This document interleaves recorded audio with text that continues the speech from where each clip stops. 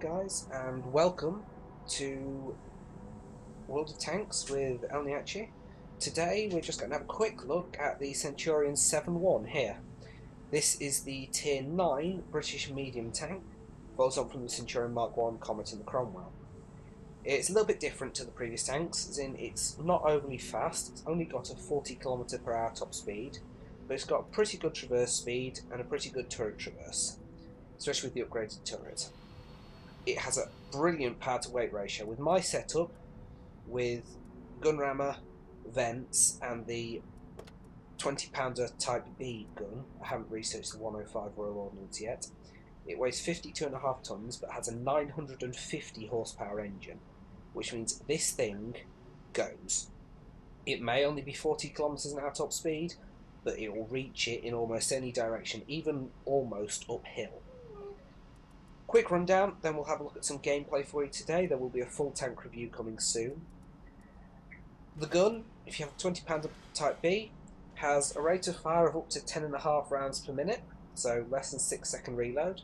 Average damage of 230 and an average penetration of 226, which isn't bad. That is definitely workable in even a Tier 10 match. If you get the Royal Ordnance, you get... well, your rate of fire almost halves, but you get 390 average damage and your penetration jumps to 268.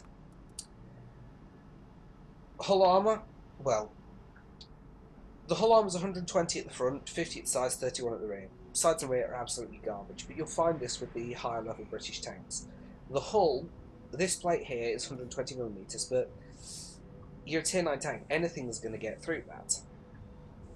However, if you crest ridges and use the gun depression to this tank down there, shots coming up, if you hide your lower plate, will hit that, and because of the increased angle, they will bounce off. Now you've got the same kind of bouncy turret as you had on the Centurion Mark 1, slightly better.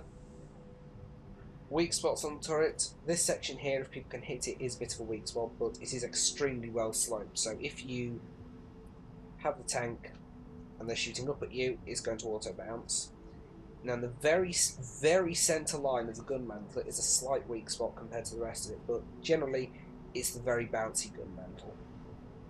Sides and rear of the turret, sides and rear of the tank, absolute garbage, but this tank excels at, with this gun, rate of fire. You can keep if you want, you can keep an enemy heavy tank crippled, keep blowing his tracks off, circle him and pepper him to death. And it absolutely excels at hill or ridge poking. Poking top using the gun depression, weathering return fire, bouncing off the turret and your upper plate. Well, I have a quick replay for you today to show this. Unfortunately, the game was a loss, but you will see what I mean with regards to this tank. Crew skills quickly, just quick one. Generally 6th sense on the commander, snapshot on the gunner. I haven't got all my skills sorted yet, but you'll then be looking at off-road driving or smooth braking, probably. Maybe off-road driving or smooth ride, maybe clutch braking for the driver, and for the loader, let's have a look. The loader is also the radio operator in this, so you can either go for repairs or camouflage, or situational awareness.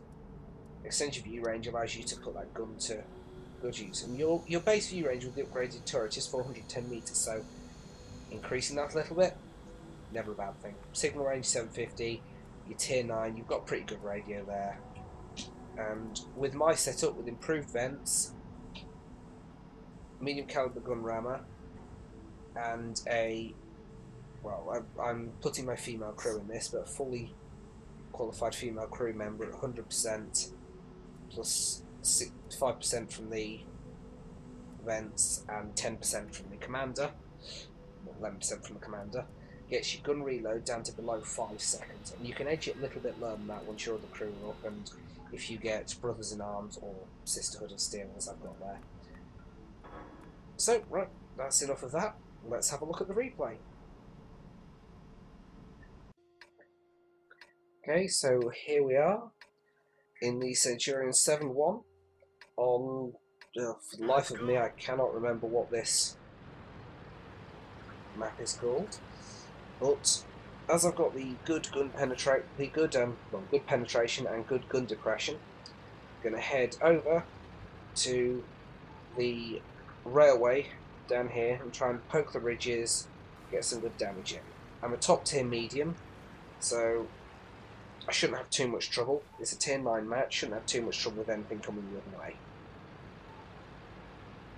And I have been spotted as I come over here, but I don't manage to take a shot. Someone else does there. And we just keep pushing.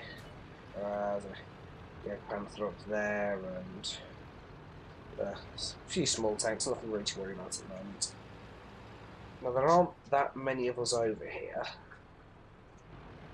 Well, we've got a few light tanks, but we don't really have many heavy tanks in this match, if we have a look there. But we've got an E75, FCM 50 ton was just a medium tank really, a Lerva. But the Lerva, the E75, 4502, have all gone off into the town, so here I am, poking the ridge, and what have we got? We've got, I can't tell what that is. I think that's a T54. We've got the E75, which we're going to put a shot into. There he is. There's Tiger P up here. He's good frontal armour. There we go. It's never really going to go through 200mm of frontal armour on that. Have 100mm on the hull. That's good. And of course our M12 immediately starts slagging us off because we're not pushing. But I want you to keep an eye on the AMX 1390 in chat. There we go. Took a hit there from the Walker Bulldog, side of the turret. Oh. Comes back. And there I took a critical hit, killed the loader from that Tiger. But that's all it did. Didn't actually do any damage. Well, I don't think it did anyway. It might have done. And that was artillery. Artillery loves shooting at high-tier British mediums because their side and rear armour is so appalling. Artillery can pretty much penetrate you and do full damage through your side or rear. And the top of the tank as well. So I pull back away from that corner. And I've done 900 damage so far. It's not too shabby. And here we go. T69 damage. There we've got E75 again, which I'm failing to damage him, but he does have a very strong armour on that tank. I'm looking here. Oh, Tiger P bounces. Walker Bulldog. Oh, I snapped that shot, so I missed. This gun, believe it or not, is quite accurate. There we go. Very small sliver of the tank. Managed to put a shot through the compartment on the E75. She's always good. If we got a pin. Oh, E70. No, I don't know what that was that put that shot through me there. I can't remember. Unfortunately, I don't have the full damage log here. It was probably like T37 over there. And look at that. 575 metres, and I managed to put 2 shots into him.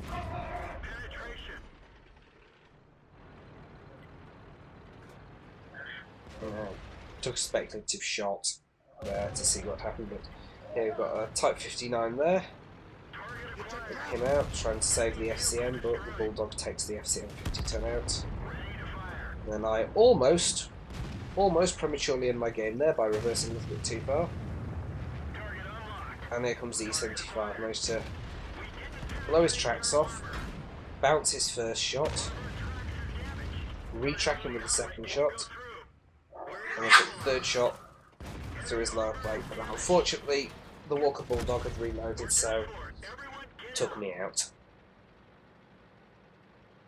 And there we go, the AMX 1390, useless mediums and heavies on right side. And I won't translate what the M12 said. But we've only got 2 tanks left. And yeah, this is the loss. Look at the score. It's 413. I did over 2,200 damage. But hopefully that does show you what you can do with the gun of this, as it has good gun depression. And let's have a look at the results once the match is over. There we go.